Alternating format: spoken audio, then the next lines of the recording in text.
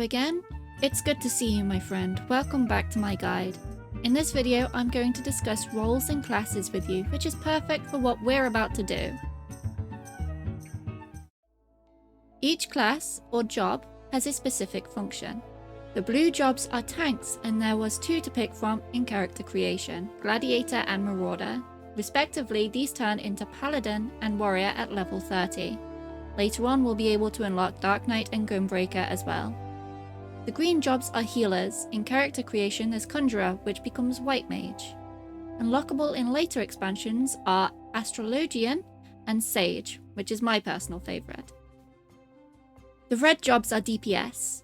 These are a little more versatile as they can be split up into magic DPS, ranged physical DPS, and physical melee DPS. Let's start with physical melee.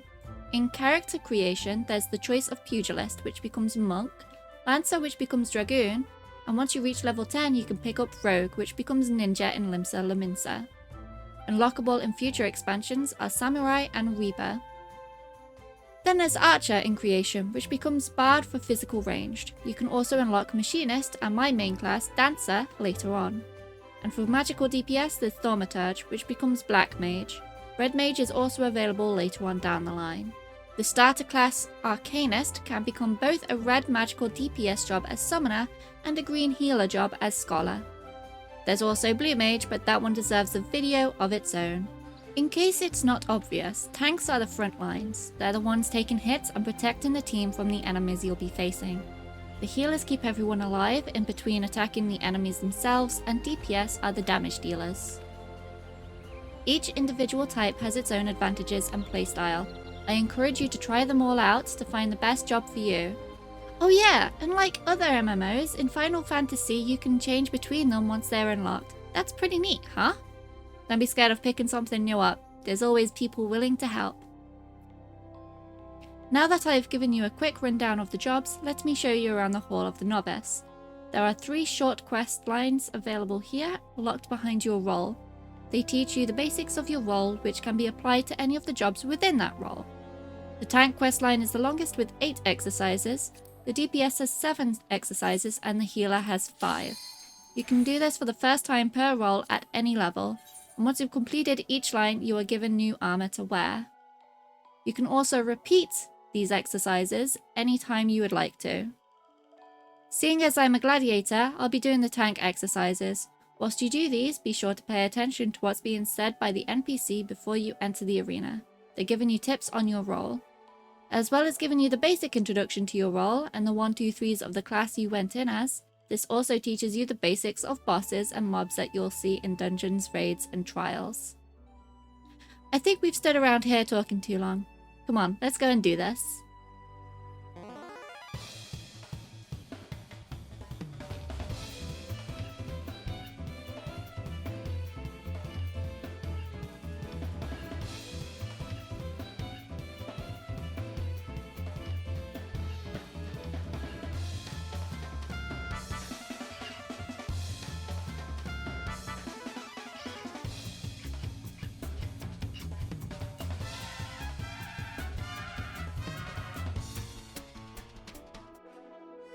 Now that we're all done with our role exercises, it's time to head on up to our first dungeon, Sastasha.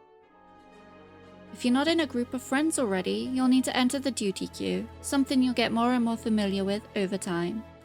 I should prepare you by saying that the duty queue is a fast one for tanks and healers, but DPS have a longer queue time, so you may want to do something like working on your crafters or gatherers whilst you wait. I'm going to enter Sastasha with my best friend as a healer, so I'm going to be doing what is known as wall-to-wall pulling. This is getting the aggro of everything on the way to the boss gate to kill it as a group. I'm only doing this because I know and trust my healer, and I do not recommend doing this in a group of players you don't know or for first-time tanks. Tanks usually only pull 1 or 2 groups of mobs at a time. This is easier to control the enmity and also gives the healer a better time. Also because it's a low-level dungeon, not all DPS will have the abilities for area of effect damage either, so pulling smaller is a better option. When you enter a dungeon, give a cheery greeting, and if you're the tank, ask how your healer would prefer you to pull mobs. If you're the healer, it's okay to request going a bit slower if the tank just runs off ahead. You can always say you're new to the dungeon as well, and if you've done the dungeon a few times and know how it works, let the new people know the mechanics. We're all here to help each other.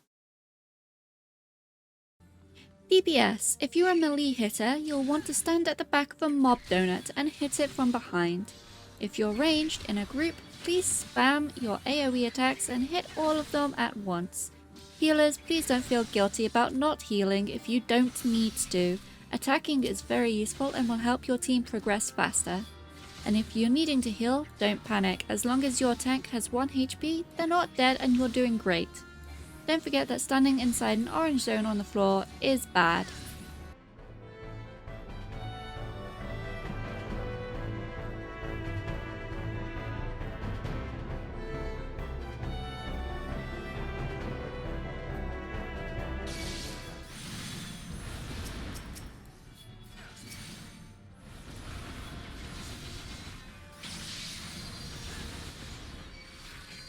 Dungeons are fairly linear, so there's no need to worry about which direction to go. And if you queued up without a full party, someone will usually know the way thanks to duty roulette, which I will discuss in another video.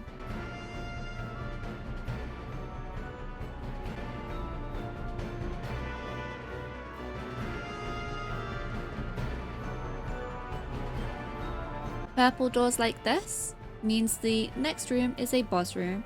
You'll get locked in after 15 seconds of starting the fight and anyone outside won't be able to get in.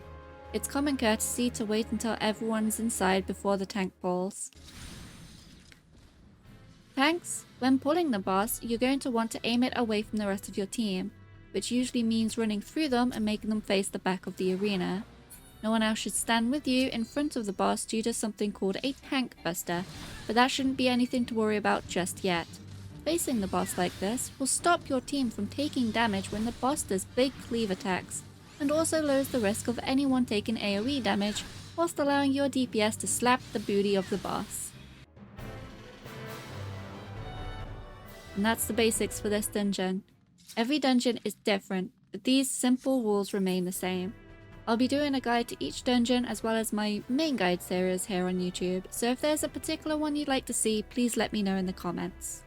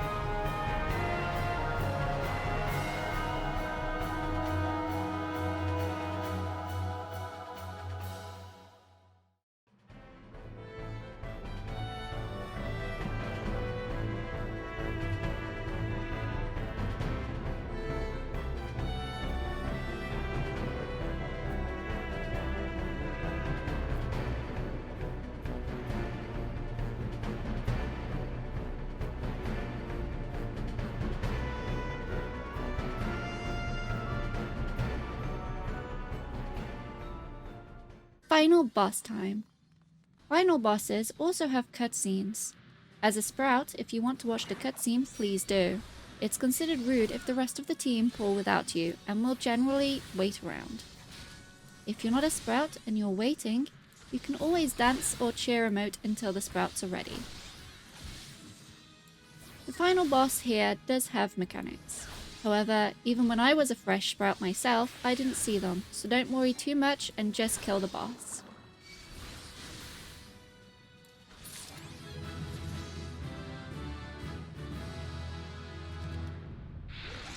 Congratulations! You've just completed your first dungeon. That wasn't so bad, was it? There's a few more quests we need to do, namely class quests and a couple of MSQs until our next dungeon. But don't worry, I'm going to make a separate guide about each dungeon as we come across them. That's it for this episode. Next time I'll talk about crafting, gathering, and the golden saucer. I shall see you next time in Gradania.